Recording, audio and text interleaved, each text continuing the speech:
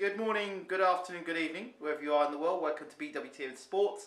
Got an exclusive here. I've got my good brother, my good friend has come over, who I spend time with in Ireland. He's a massive boxing fan and he's always come around to talk boxing. The topic of discussion, or I wouldn't say even discussion, the topic of contention is Stiverne versus Deontay Wilder. Yes, last night, the performance. He had plenty to tell me before the fight, but I thought we'd save it and get to talk to my brother Alan. He's not actually my brother, but he's like my brother, you know what I mean? He's a cool dude. I'll introduce you to Alan. Let me just get this camera turned around so you can meet Alan. Zoom, bang. Alan, how are you doing, my friend? Oh, fine, thank you. Okay, so I know you're a massive boxing fan. You come around, we watch boxing together, we talk boxing all the time. Deontay Wilder versus Stiverne. What were your thoughts before the fight? Well, when we follow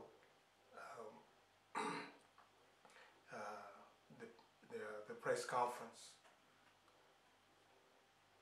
we admired the way Stiverne talked. He hyped the expectation of each and every one of us. Everybody expected that it's a great fight. I mean, not yesterday, but people were so deceived. People were, Stiverne did not live up to what he talked about. Don King said that he had something at least to back whatever he promised to do. But we didn't see that in the fight. The first fight was even better than yesterday's fight. So he let everybody down. Deontay Wilder's a big puncher. Has that got anything to do with it? Deontay Wilder is a man of his word. The man meant business, and he delivered. Anyone was very proud of Deontay Wilder. He had all the Alabama, behind him. And when you came around here, I think you spoke to me earlier, and you were saying about Stiverne being a very dangerous man. Yes. He turned around and he said at the press conference, he's a very dangerous man. Yeah. He says he looked at the belly and he went, "You know what time it is." That's what he said. That's what he said. When he turned around and he looked at the Bella, and he told him, "Do you know that you know that I'm a very dangerous man," and that's exactly what people want to hear. You see, because that's what hyped them in the expectation of people. People want to hear things like that so that it could come. They come in large numbers to watch the fight. But I'm sure, anyone who watched the fight was very deceived. Yeah. Because it took 3 minutes for all the reputation, everything Stiverne talked about, to go down the drain. We didn't see Stiverne, getting up and try at least to show that, he was there, to fight. Why do you think that was? Do you think it just old age? Do you think it was? What did you think about his weight?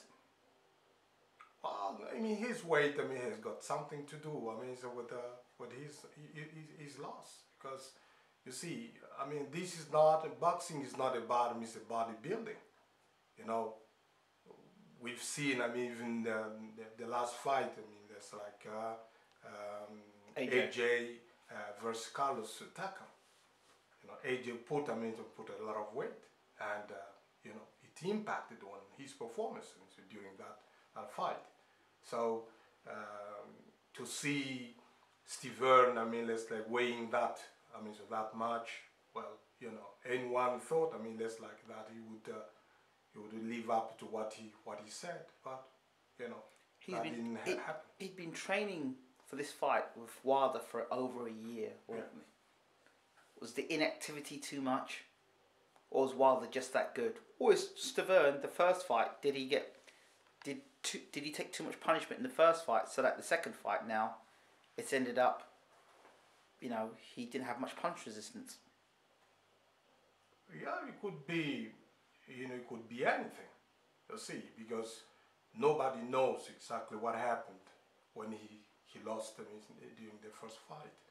You see, there are a lot of stuff that are happening. I mean, in people's mind, especially when you are a world champion of the world and you lose. You know, he went to hospital. He was hospitalized. I don't know if for 7 days, and thereafter, no one knows exactly what he was doing. If he was not training very, very hard, so it showed exactly. I mean, that's like last night that you know. There are suggestions that Stiverne took a dive, but do you really think he took a dive? It didn't look like a dive to me. That looked like some hard punching.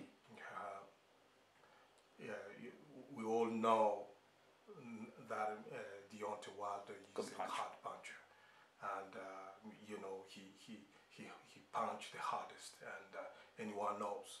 So it's no brainer for somebody to come today and say that he took a dive. No. He knew that. I mean, so that was a big fight of his life. Don King said that the fight and that fight should be rated. I mean, it's like is the height, the fight of 2000 and one of the biggest fight in 2017. It's gonna be a knockout of the year. Yeah. It's gonna be a knockout of the year. Yeah.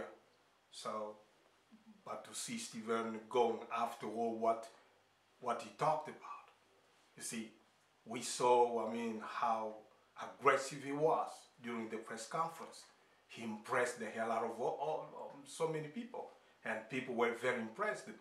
Stiverne is a very quiet man. He doesn't talk a lot. One of my friends said to me, one of my close friends said to me from Canada, she said to me that she doesn't like to see Stiverne like that, aggressive. She says, Stiverne's a quiet man. So when I saw Stiverne shouting and screaming the way he was and being aggressive, that's not Stiverne's nature. Yeah. She said, when I saw him do that, I knew something wasn't right. No, well, you know, she was very out of character for him. Yeah, nobody knows exactly what happens behind the scenes. You know, Don King, his promoter, and definitely they discuss what he had listened to say on the panel. He had to say something. You couldn't just, I mean, stand there and you know, accept whatever Deontay Wilder was going to talk about. That was an opportunity for them to sell. I mean, you know, to sell themselves out. So he had to say something, you know, and make, I mean, that the fight, you know, more competitive and for a lot of people, I mean, so to come and watch. What did you make of what Wilder had to say about Joshua? Called him juicing Joshua. Well, you see, people have to understand the marketing behind, I mean, that's like the marketing in boxing. You know, that's how you sell fights. Can Deontay Wilder, I mean, let's like stand on a platform and tell the whole world that Anthony Joshua is better than him? Because if he does, then why, I mean, it's like paying for such a fight, if it can happen.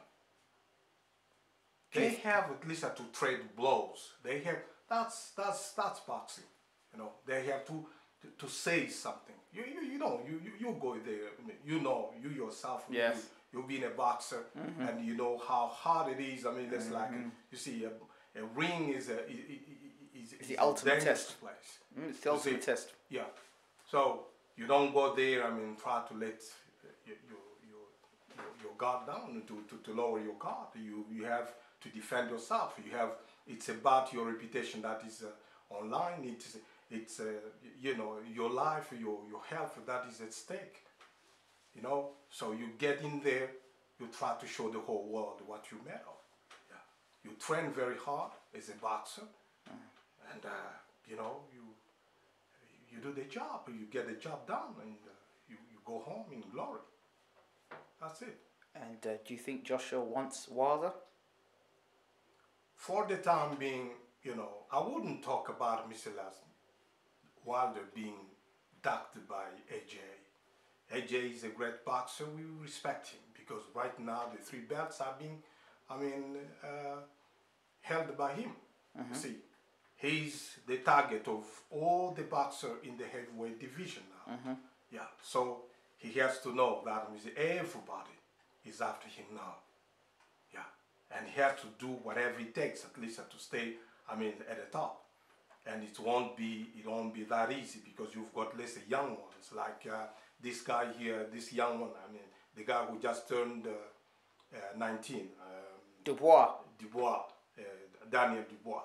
You've got Deontay Wilder. You've got Tyson Fury, who would like Lisa to come back. He's after those 3 belts. What about Tyson Fury, the Ring Magazine champion? Where does he fit in the mix? I beg your pardon? Where does Tyson Fury fit in the mix? Well, Tyson Fury, we all respect him for, his performance against Klitschko. But that doesn't mean that he'll continue. Let's like to leave, with that performance. On his mind as if, let's like, he's going to propel him. Yeah, he's going to beat everyone thereafter because he dethroned Klitschko. Now, you see, to stay at the top, you have to train very hard. I've got great respect for all the boxers. That's like when you hear, when you listen to the way Deontay Wilder is talking, you will feel that he trains, he knows what it is to hold a belt. And if you really want to keep the belt as a heavyweight champion, you have to train very hard. You have to sacrifice. And but when you look at Tyson Fury, I've got respect. We all have respect for Tyson Fury. He's a great boxer. He's a world. It's like he showed people that he can box. He can do wonders. In the ring. But if you don't train, don't expect a miracle. Especially after having stayed away out of the ring for a couple of years, and you are busy clubbing. You are, you forget that. It's like the ring is a place of war. A place of big time competition. A place where you can lose your life. So, it's all up to him. You see, the onus is on him. Okay, Stiverne was 40, fair enough, and he's old and probably past his best. Fair enough, understood. But is that not a warning to Tyson Fury that you just can't come back into boxing after 2 years and just fight the best in the world, or potentially one of the best fighters in the world? Should he heed the warning that maybe he should get himself some warm-up fights first, or should he rush and jump into a fight with Joshua in the summer? You see, this is, sometimes I wouldn't say that Mr. Tyson is kind of delusional, but you see, like anybody else, I think you will agree with me that yes. Tyson Fury was very, very sad when he was stripped off his belts. He felt bad, even if it's like people thought that he didn't care, but he did feel something. That loss of the belts like that had a very negative impact on him. So which drove him to do certain things. That's like anyone wouldn't think of. But you're right. That's like when you come back from